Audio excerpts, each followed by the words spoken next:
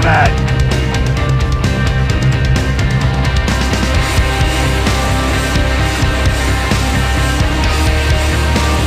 Living Waters presents On the Box.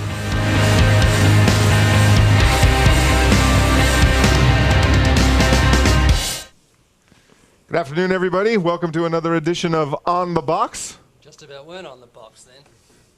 We're ready to go no matter what, Yes. whether they see our faces or not. In season, out of season. Always. You ready? Yeah. How you doing today? Good. Yeah? Yeah. You want to elaborate on that? We had a 2-hour meeting today. Well, some of us had a 2-hour meeting. Others of us had a 3-hour meeting. I felt moved. Yeah, we have Jack Hibbard with us in the studio today. Jack is with an organization that helps to strengthen ministries through the media, and he's here helping us do just that. Mm-hmm. So it was a good time, and we look forward to what he's going to bring to our humble effort here at On the Box and in other areas of the ministry. Mm-hmm? Mm-hmm. Uh-huh. Okay. Chad, how you doing today? I'm doing really good. And so while we're talking about strengthening media, since, you know, the topic is relevant, if you guys just go down to the bottom of the screen somewhere to the left, there's Facebook and Twitter buttons. So if you guys are fans of the show, please share it. Help us out. Help us help you and get the word out to other folks. And let's see if we can get a lot of viewers today. Yeah, we had a consultant come to the church, our church, several years ago, and in the final analysis, he said, you know what, you guys are the best kept secret in the San Fernando Valley, and you have to change that. Wow. And so that's what we want to do with On the Box. We don't want to be the best kept secret anymore. We don't want to be a secret anymore, period. Mm-hmm. So, Come on, Ray. Oh, that sounds great, There Tony. you go. Yeah, go All for it. right. Good stuff. Thank you. All right, today's giveaway. I've been in a 2-hour meeting. I haven't recovered yet. That's what it is. Really? Yes. You feel like you're coming back around I've now? never sat so long in a meeting. It's a long time for me. I'm getting a medal for this. All right, so what are we doing on the 75-hour plane flight to Israel? I've got so many things you wouldn't believe. I've got these glasses, these Now, nice... Chad's been working on those Yeah, those all glasses. Yes, morning. I didn't think it would take so long. But he's downloaded the New Testament, so I've got these sunglasses I can put on and listen in the plane and look cool. Yeah, Ray's got Dog the Bounty Hunter glasses. So you guys that watch Dog, you know Hawaii, when he's chasing down criminals. Dog has those glasses where he can listen to MP3s. Well, those that's are the what ones we that do. Ray has. We chase down criminals with God's law. That's right. And you're gonna be you're looking like Dog the Bounty Hunter, listening to Johnny Cash. Yes. You're going to walk off that plane in Tel Aviv, just probably one of the coolest men alive. And I'll be wearing black. He's You still will. got a long ways to go to look like Dog the Bounty Hunter than the glasses. Another 6 or 7 pounds, probably. Yeah, I think so. All right, today's giveaway is a copy of True and False Conversion, the DVD. If you'd like to win a copy of that, we'll be giving away 3. Email us at onthebox@livingwaters.com, onthebox@livingwaters.com. That's great. Timing's everything. Yeah. Full name, full address, and your zip code, please. Danopedia is behind the camera today. He'll be selecting 3 It's winners. Daniopedia. Daniopedia? Mm-hmm. Danopedia. No. Danopedia flows better. No, Daniopedia. I No, originated it. Danopedia. Encyclopedia. It's tension. Really? Yeah, our ratings are going up. Maria wanted me to bring in Rock'em Sock'em Robots. Remember Rock'em Sock'em Robots? Actually, I don't. You don't? No, I'm sorry. Your son does because he's giggling. You must have got him one. Do you remember when he was that? young? He knows what they are. Yeah. And we should bring those in to relieve tension on the set. Okay. All right, but not today. All right, and check out our blog at onthebox.us, onthebox.us. Anything else you want to add before we jump right into the mailbag? No, let's go. All right. First one is from Lane from Sacramento. I found out that a neighbor's wife has 2 inoperable brain tumors. The other night, she was rushed to the hospital. I found out from another neighbor what was going on and have wanted to go and share the gospel, but I am not sure how to approach them.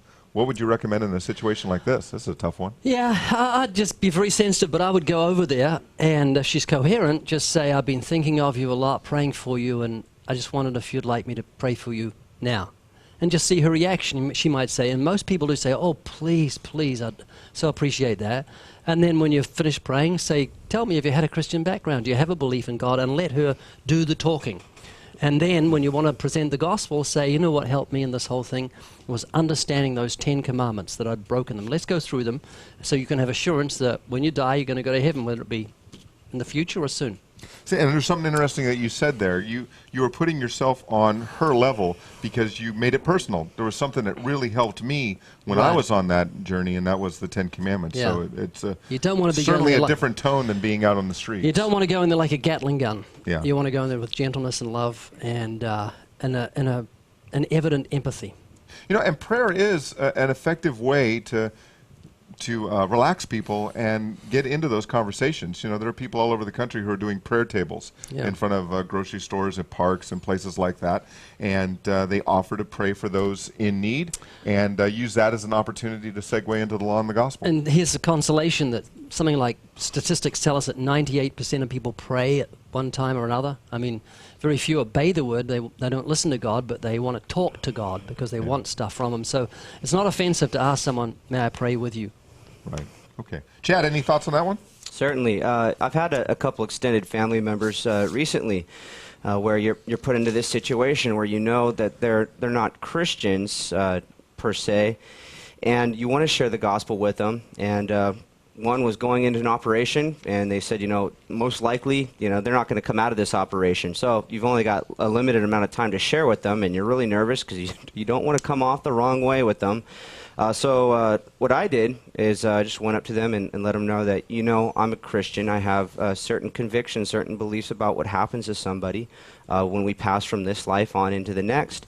And I care about you, and I love you. And if you would please just let me go through this with you, I'd like to share it with you. So for me, can you please just hear me out and come along with me on this? And hopefully they'll be willing to. In my case, they were. And certainly prayer beforehand will give you the strength, you know, and it'll help to kind of swing that door open. Absolutely. So. Also, it'll be a dragging feet, clicking heels experience, almost certainly. You'll just won't want to do it. It's an awkward situation. But when you come out of it, you'll say, wow, that was wonderful. Yeah. And Lane, whatever you do, don't let your fear of your neighbor's reaction keep you from loving your neighbors by sharing the gospel with them. Put them before yourself. All right, next one is from Dylan. I love your ministry and show. There he is. There's the one right there. Thanks, Dylan. Watching you guys in action has inspired me to begin sharing the gospel again. I have a question pertaining to witnessing at work. I work as an ice cream delivery man. I like It's got to that. be the most I popular like guy in the it. neighborhood. Absolutely. I drive from store to store, and I see the same people almost every day for about 5 minutes at a time. This makes it difficult to take them through the quote-unquote good test and share the gospel with them. How should I go about this? Are tracks the best option? All right, you got about 5 minutes. It's in a work environment. What do you do? I would set aside a certain amount of money each week to buy legitimate samples of your ice creams that you can give to these people Great idea. as gifts each day. Say, hey, Fred, how you doing? Here, I got this. I bought this. I'm not stealing it. This is a gift to you. Do that regularly and give gifts to these people and give them Christian books, DVDs, tracts, in between all that. Yeah. Let them know you really care about them. The way to a man's ear is through his mouth. Yeah, the great thing about gospel tracks is they can go places you will never be able to get to. In fact, Same with ice cream. I was talking to our friend Bart McCurdy. Yes. What? Okay, I'm going to have to. Right into the after heart. the show, I'm going to work that one through in my Okay, own mind. work That it ice through. cream can go to places that I can't possibly go. That's cool. Okay. But I was talking to our friend Bart McCurdy yesterday, and he had a conversation with a pastor who insisted that gospel tracts are passé. They just don't work anymore. But again, gospel tracts can go all kinds of places we won't. One of the best ways to witness to someone who's intoxicated is through a gospel tract. You know, they wake up the next day wondering what they did to who. They reach into their pocket. They find this $1 trillion bill. Where did that come from? Right. They read it, and they get soundly saved. I So mean, who was it's this? happened. Who was this said that tracks don't work?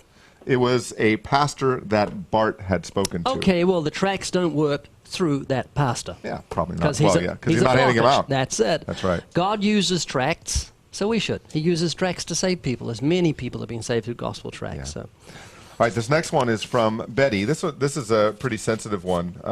If two homosexuals marry, is it a binding covenant before God?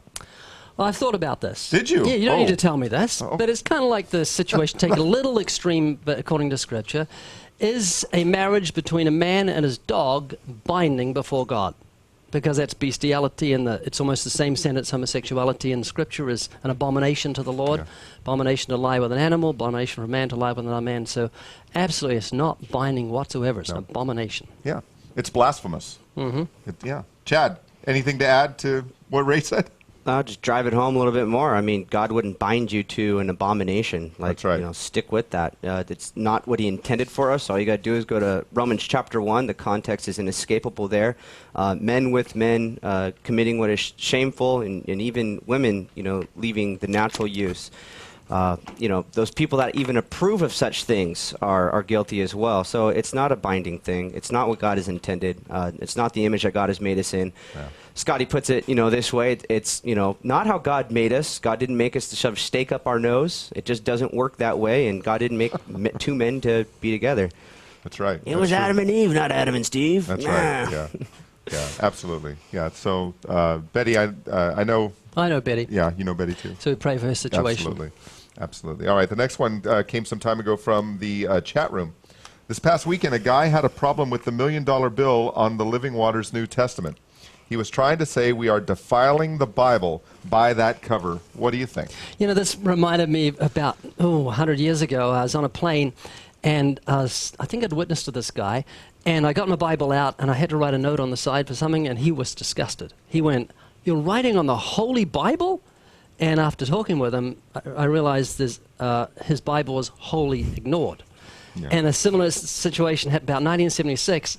A whole lot of Hare Krishnas were playing their favorite tune just along from where I was preaching, that song they sing all the time. Mm-hmm. So I went to witness to them, and I squatted down to the one that was beating on a drum, and I put my Bible on the ground just to use my hands when I spoke to him, and he went, "Stop." He stopped his drum beat and picked the Bible up and gave it back, and he said, "Do not put the holy book on the ground."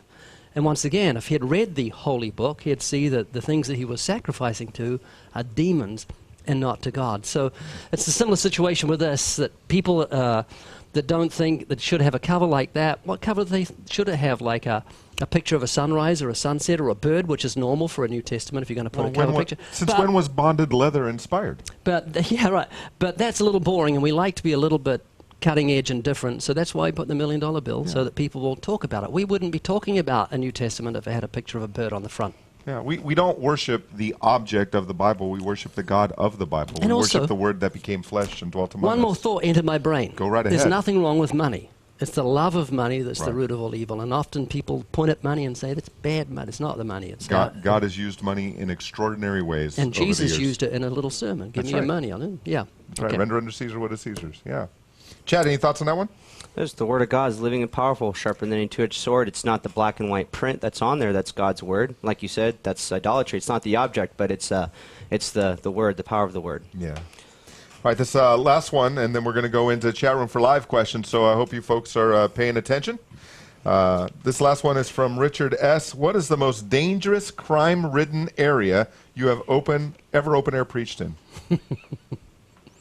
Yeah.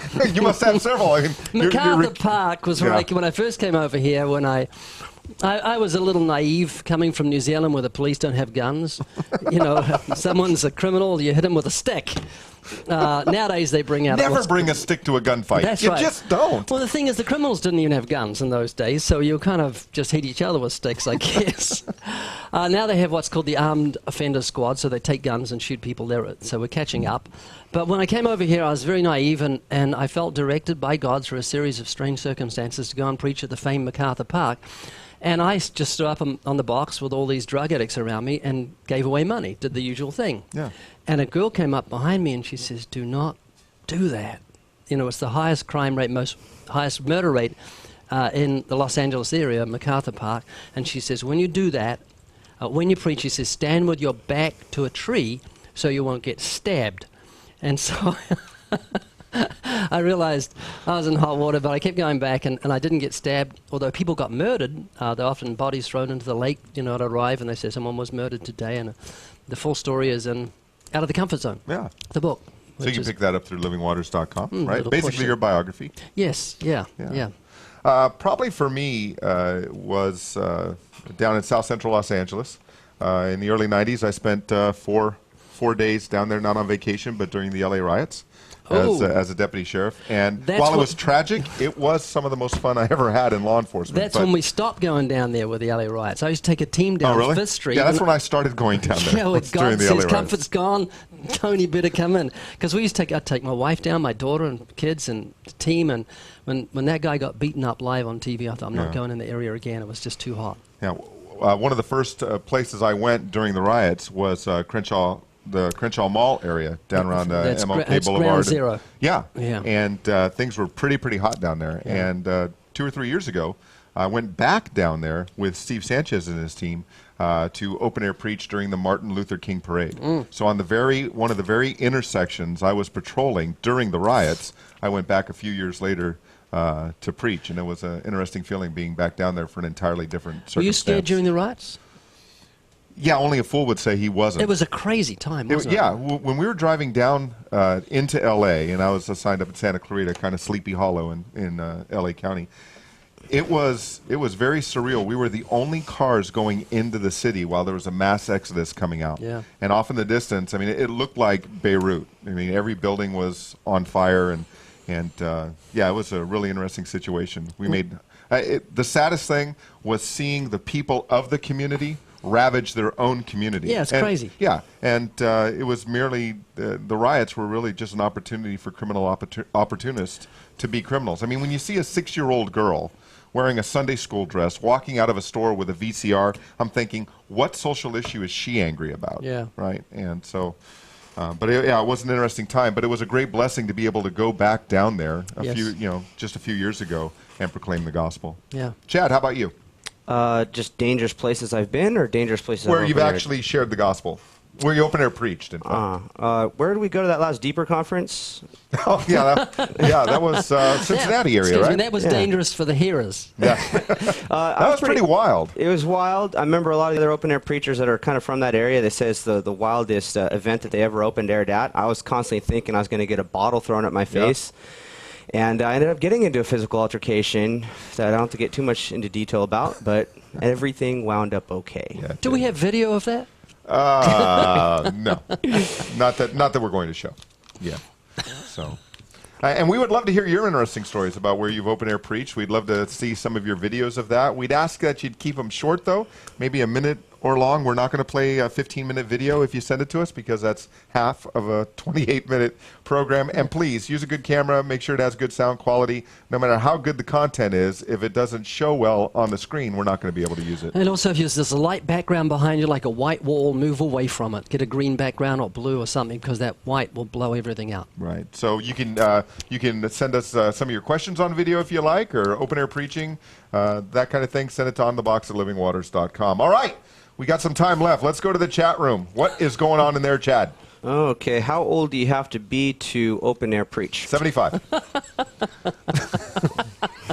All right. That's a good answer. Would you like to give another number? I've seen like 4-year-old kids, and it's just a little bit weird. Yeah. It's a bit strange. Yeah, I wouldn't. I'm not a big fan of putting young children on a box when it could still be in question whether or not they truly understand the gospel. Yeah. To get a kid up on the box to simply parrot what his or her parents say, I don't think that presents the gospel well in a good light. It's fun in your own living room with the kid, but not in Yeah, public. sure. Work with your kids, backyard. Help them to understand the gospel by having them share the gospel with you. But I think the age is once a person is soundly saved and mature enough to actually be able to articulate the gospel, Yes. and then be in that kind of environment. You know, we get questions all the time from people who want to have their teenagers come to the Ambassadors Academy, and it is just such an intense 3.5 days that even the most mature 15, 16, 17-year-old is not emotionally or spiritually ready to be in that kind of environment where sometimes really nasty things can happen. Right. I mean, it is a very emotional and spiritual That's true. experience. So if your 4-year-old understands and can contend with people that want to talk about presuppositional apologetics, go for it. Chad, now you've yet to enter the realm of filling your quiver. We know that's probably going to happen Can you someday. please be more but specific? you don't have any kids yet. All right. He didn't know what you Yeah, meant. so, but be that as it may, what do you think about, I mean, have you seen young kids open air preaching in the last few years, or? No. The youngest kids I've ever seen open air preach, probably Steve Sanchez's kids. I don't know how old they are, but they certainly understand the gospel. Yeah. I think they're somewhere under 10 years old. I think they're around 10. Some of them. Yeah. They understand the gospel. They get up there and they proclaim the gospel. And, it really gets people to stop and take a look at what's going on when they see a kid up there. And I've seen some people really moved by it. So. Yeah. No one is like Steve. Steve does elevator evangelism. Steve's on a whole nother level. Total new plane. Yeah. I was doing elevator evangelism last week at South Central, where I was stuck in an elevator. Compton Court, yeah. Compton Court. There's the worst elevator in the world, a police officer told me, because I couldn't get out of it. I went from the first floor to the second floor, And I was trying to get the second. I went up to the 11th, then the 8th, and then the 11th, and the 6th. And I was saying to people, how do I get out of this thing? But I was giving out tracts. But Steve does that deliberately. I was trying to get out of the place. And he stays in the elevator and just preaches to people as he goes up and down. Yeah, he's got a 20-second gospel presentation specifically tailored for in-between floors on elevators. It's just amazing. Yeah. Another question? Yeah, let's go. People push the emergency button. What is preterism? Ooh. Now, that preterism is an interpretation of Bible prophecy? Well, there's different types of preterism, and certainly we don't have the time to answer all of that. But there are those who adhere to preterism that I don't think they want to know if you are or not. I think they just want to know basically what it is.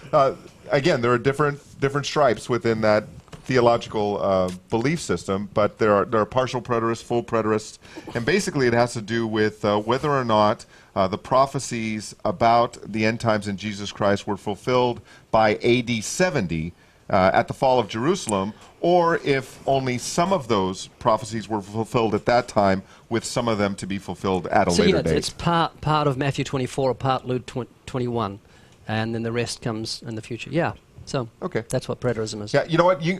Excellent website. Someone we're going to be partnering with here in the future. Matt Slick from CARM, Christian Apologetics Research Ministry, CARM.org. I bet you he's got some information on his site that'll give you more details about that subject and others. So, all right, we got time for a few more. Can I take a shot at the preterism? Yeah, go ahead. I'd like to try and explain. I think I can break it down. Preterism is the theological position that's relevant to eschatology, which has to do with last things or end times. So you guys are right on there. And preter comes from a Latin word, preter, which means before or, pretty much before. And what they mean is before the end times prophecies that futurists believe in, that there's still prophecies on the prophetic calendar that are to be fulfilled. The preter means that they believe that it already happened. So you have two different brands of it. There are some that believe that they all already happened, and then there's some that believe that some of it happened. So we should distinguish between the two. The full preterist is one that believes that everything already happened sometime in the 1st century. And then the partial preterists out there, like R.C. Sproul, they would hold that a full preterist, that's heresy, to say that, for instance, that Jesus Christ has already come back, because they believe that he hasn't come back in a physical form, but in a spiritual form. Partial preterism believes that most of the prophecies have already been fulfilled, but there still are some to come, such as the actual physical second coming of Jesus Christ. Right. Yeah. All right. Let's take another. Very good, Chad. Another question. What do you do with chalk lines when you're done open air preaching? I always get something I always get somebody to roll them up and bring them back because I want to use them again. Actually, I've had people turn around and start doing that for me. I say, see this chalk line? Could you roll it up? And they go, oh. So now, if someone ever walks up to you and says, you can't do that, that's graffiti, that is absolutely wrong. In order for something to be constituted as graffiti, it has to leave some form of permanent damage. And a chalk line on pavement will never do that. So I could do graffiti all over the place. You could do chalk. You could do chalk graffiti wherever you want, right? Yeah. Now that may draw some unwarranted law enforcement. I didn't know that. I've done chalk evangelism. There was a large. I think it might have been a Santa Clara Marathon in our town.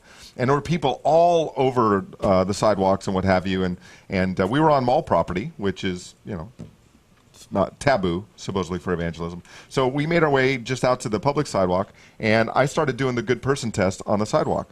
I wrote at one place, "Have you ever lied?" And people stop and they'd look, and then they'd walk another 10, 15 feet. "Have you ever stolen anything?" That's interesting. And then they begin to follow the trail looking for the next question, and by the time they finished, they came to me and they got a tract. That's funny. So, I don't know, do you guys ever clean up the chalk lines? I had to last Saturday. Why? A woman... Someone told you to. No, it was a tent, one of those people that sell stuff. Oh, okay. And who was it? Chad's dad he was over-chalked.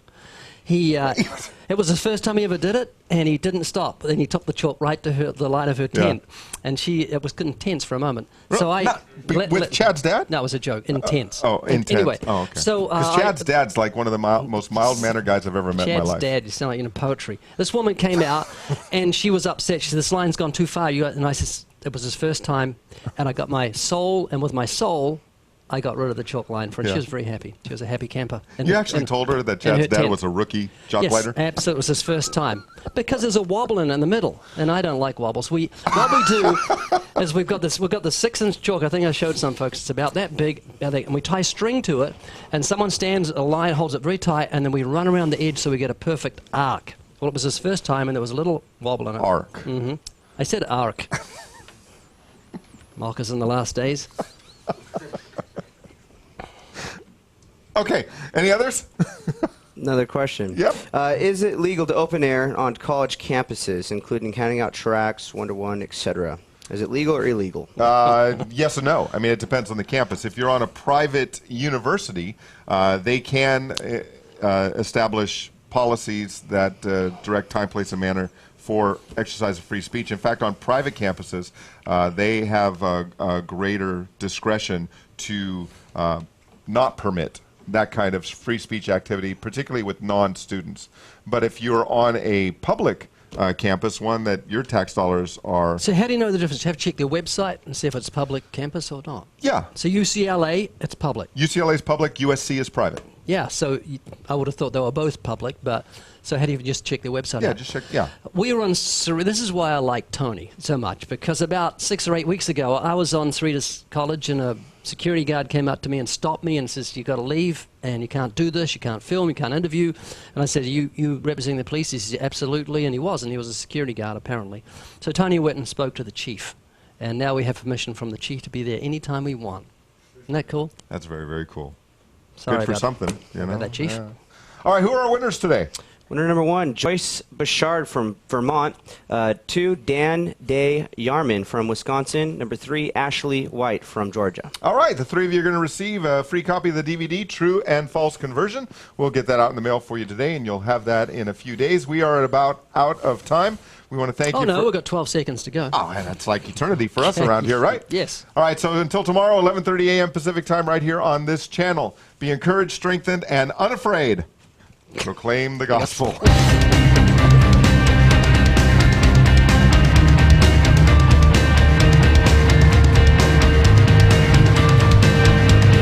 You're full of it!